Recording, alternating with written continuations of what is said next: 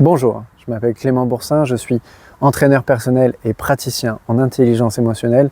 On va parler aujourd'hui d'un sujet de communication et le titre de ce sujet c'est « Personne n'écoute, tout le monde veut parler ». Alors pourquoi cette généralité?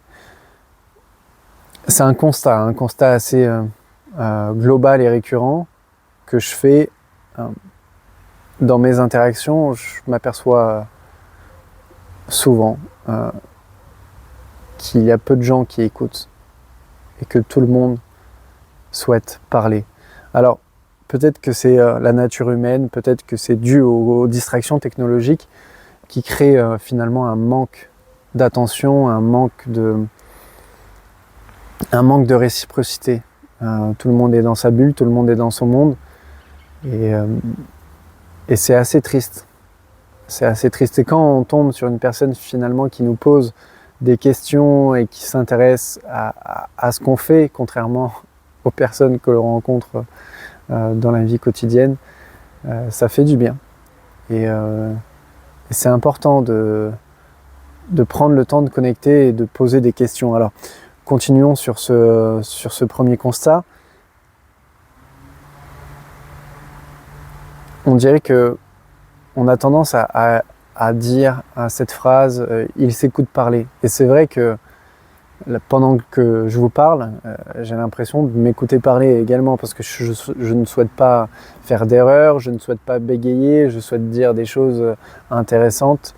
Et finalement, on se prend au piège dans ce jeu de paraître. Et c'est humain. C'est clairement humain. Alors, je disais que ça provoquait finalement un manque, ça pouvait créer un manque d'attention, tout ce qui était distraction technologique, et aussi peut-être une décroissance de la lecture des signes non-verbaux. Alors les signes non-verbaux, c'est tout ce que nous ne disons pas avec des mots et avec notre bouche. Le corps parle, les yeux parlent, toutes les micro-expressions que vous pouvez relever et que vous le relevez de manière inconsciente la plupart du temps, due à l'expérience et due à l'observation. J'ai l'impression que parce qu'on a notre tête rivée sur des écrans et on ne prend plus le temps de regarder et d'écouter les signes, on a une lacune en communication. Et c'est assez triste parce que la communication permet une réelle connexion à l'autre. Vous avez sûrement déjà rencontré des personnes qui déversent un flot de paroles incessant sur vous. C'est unilatéral. On a tous déjà vécu ça au moins une fois, et au moins une fois dans le mois, je dirais. Dites-moi d'ailleurs si vous avez pu vivre ça durant ce mois de janvier. Alors, peut-être que c'est encore une fois humain, qu'on souhaite démontrer ce qu'on fait, ce qui nous arrive, et puis on oublie l'autre. L'objectif finalement, c'est de revenir à une conversation bilatérale avec un échange authentique où on pose des questions. Posez des questions, intéressez-vous.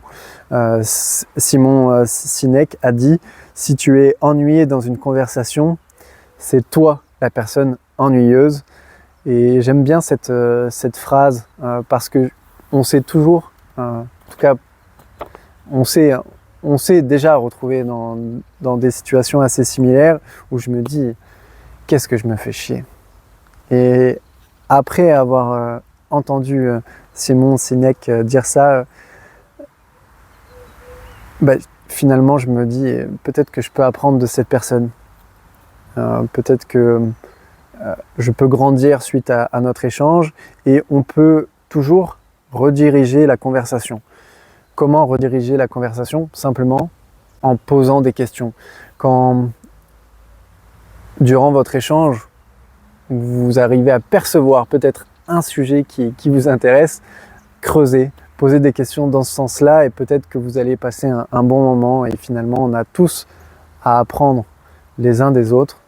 Donc je vous le demande, la prochaine fois que vous êtes face à quelqu'un, prenez le temps d'écouter, prenez le temps de poser des questions. Ciao.